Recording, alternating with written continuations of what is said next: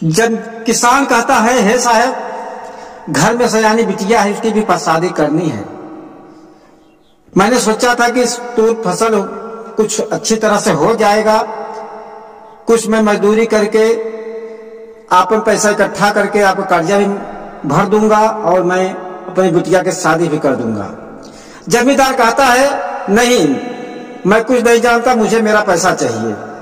वो अपने मंत्रियों से कह करके उसको पकड़ के ले जाते हैं और मारते पीटते हैं घर पे अपने और काम करवाते हैं।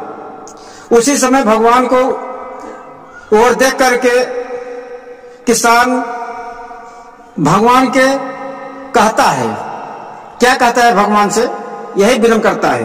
गीत के माध्यम से कवि जी क्या कहते हैं, अरे विधना विधना कौन कलम से अरे लिखल मोर करमावा, जनमावा बिगाड़ हमारा। विधना कौन कलम से अरे लिखल मोर करमावा, जनमावा बिगाड़ हमारा। अरे फूटकारी घर में नाही कैसे कर्ज चुकाऊं, फूटकारी घर में नाही कैसे कर्ज चुकाऊं। सयानी बिटिया घर में बाटे कैसे ब्याह रचाऊं, नहीं मिले दिन और रात के अरमावा, जनमावा बिगाड़ हमारा। सूखी रोटी मिलई न पावई पियई के निर्मल पानी, सूखी रोटी मिलई न पावई मियई के निर्मल पानी। अरे करे स्नान अमीर लोग और दूध के समझ के पानी, कब तक सही हम जमींदारों के सितमवा, जनमवा बिगाड़ हमारा।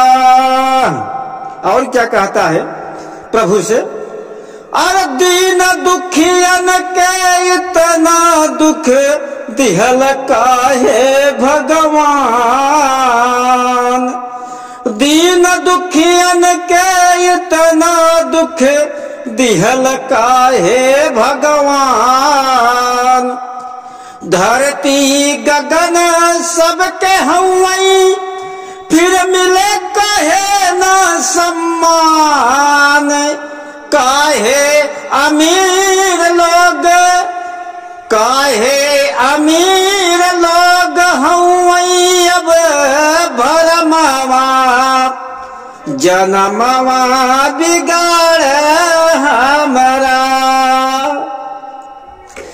काहे मजाक गरीब के उड़ावला हमारा के देव बताई, काहे मजाक गरीब के उड़ावला हमारा के देव बताई।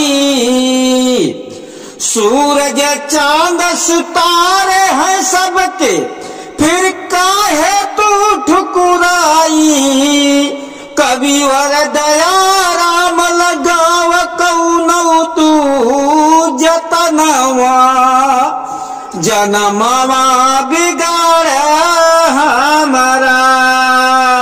कविवर दया राम लगाव कौनौ तू जतनवा, जनमावा